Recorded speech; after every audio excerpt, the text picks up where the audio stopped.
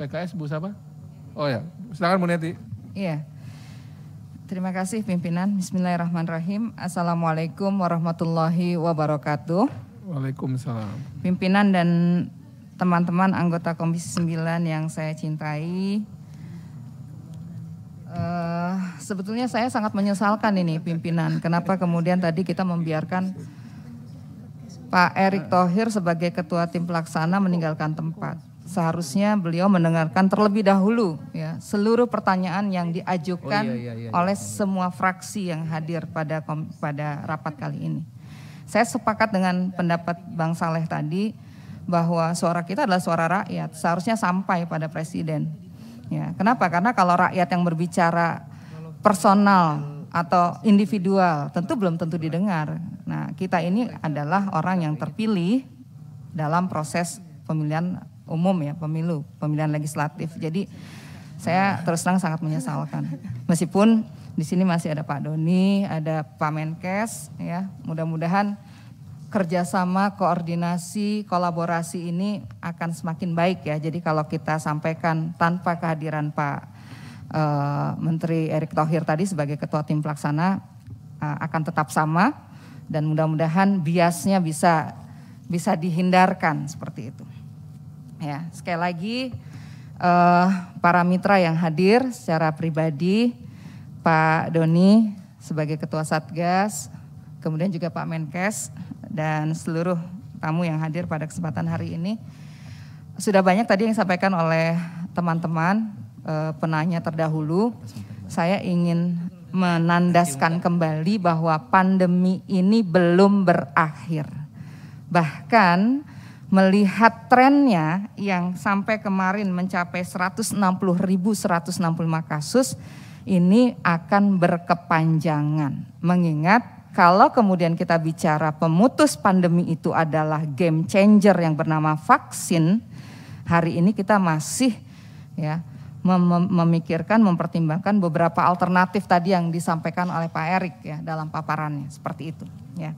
Oleh karena itu hari ini marilah kita bersepakat bahwa pandemi ini berbasis pada masalah kesehatan. Sekali lagi saya eja, kesehatan. Sehingga kebijakan apapun seharusnya melibatkan ya, pandangan ya, pakar kesehatan. Nah, itu yang pertama. Kemudian yang kedua, karena pandemi ini semua orang mengatakan kaget, gagap, belajar. Nah, belajarnya jangan kelamaan, apalagi kalau yang belajar pemerintah. Kalau pemerintah yang belajar ya, sumber dayanya banyak ya. Ada SDM, ada dukungan anggaran, ada power kekuasaan untuk menggulirkan kebijakan, regulasi dan sebagainya. Berbeda kalau rakyat yang suruh belajar tentang pandemi ini. Tentu amat beragam hasilnya. Ada yang patuh, ada yang disobey ya, bahkan fenomena civil disobedience ini luar biasa. Sehingga akhirnya kita memerlukan inpres tentang pelanggaran protokol kesehatan, seperti itu ya. Jadi saya berharap ya proses belajarnya ini harus lebih cepat, harus lebih akseleratif sehingga kebijakan dan regulasi apapun betul-betul memang bisa melandaikan kurva pandemi ya. Yang sudah melampaui prediksi BIN. Saya masih ingat waktu itu Pak Doni mengatakan prediksi BIN akhir Juli selesai pandemi ini. Ternyata meleset ya, meleset semua dan bahkan angkanya melesat ke atas ya.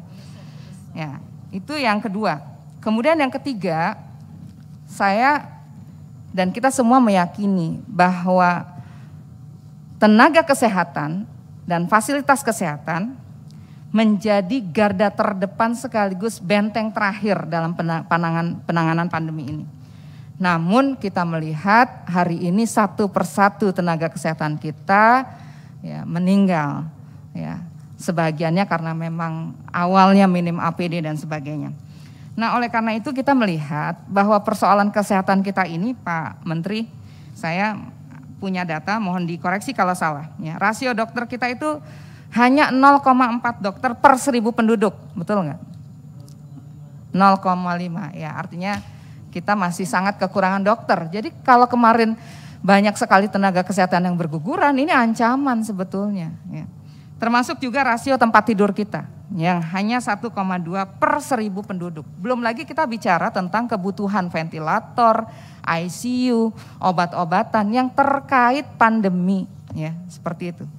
Nah, tentu ini harus menjadi catatan kita bersama, catatan kritis ya terhadap kemampuan pemerintah menangani pandemi COVID ini. Nah, yang menarik untuk kita soroti adalah tadi juga sudah disampaikan oleh teman-teman terdahulu. Alokasi anggaran yang digulirkan oleh pemerintah ini economic heavy seperti itu. Apalagi dengan Perpu nomor 1 tahun 2020 yang menjadi Undang-Undang nomor 2 tahun 2020. Sehingga kita harus mencermati ya, kita harus mengawasi dengan ketat. Kan tadi juga disebutkan defisit kita melebar, utang kita juga luar biasa, dikasih anggaran 1.000 triliun habis, 1.200 triliun habis, 2.000 juga habis, apapun ya dan berapapun besarnya pasti habis ya. Masalahnya bagaimana kita menajamkan kualitas penggunaan anggaran ini agar efektif, tepat sasaran dan betul-betul memang menyelesaikan persoalan yang hari ini ada di tengah masyarakat, bukan hanya kesehatan sekarang, tapi juga sudah bergeser ya ke ruang ekonomi, pendidikan, sosial, ya bahkan mungkin juga politik ya, karena banyak hal yang juga harus kita koordinasikan. Nah, oleh karena itu, poin berikutnya yang keempat adalah saya meminta ya kepada pemerintah untuk terus memperbaiki komunikasi dan koordinasi antar kementerian dan lembaga ya. Kenapa? Karena saya meyakini, kita semua meyakini fungsi komunikasi merupakan kunci membangun kepercayaan publik ya.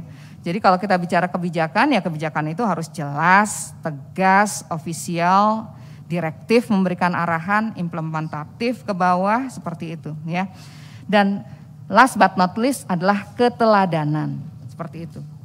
Nah, saya kemarin ditanya banyak media ya, Bu gimana pendapatnya tuh? Para menteri foto viral di Bali tanpa masker. Jadi masyarakatnya dihimbau pakai masker, tapi ini yang namanya pemimpin negeri ini ya dengan bebas nggak pakai masker. Meskipun saya sih husnudon ya, para menteri ini sudah swab test begitu ya, sudah merasa aman. Tapi kan masyarakat nggak tahu apa yang terjadi di belakang dan masyarakat nggak pernah dapat penjelasan. Kami berfoto viral seperti ini karena memang sudah di swab test dan sebagainya.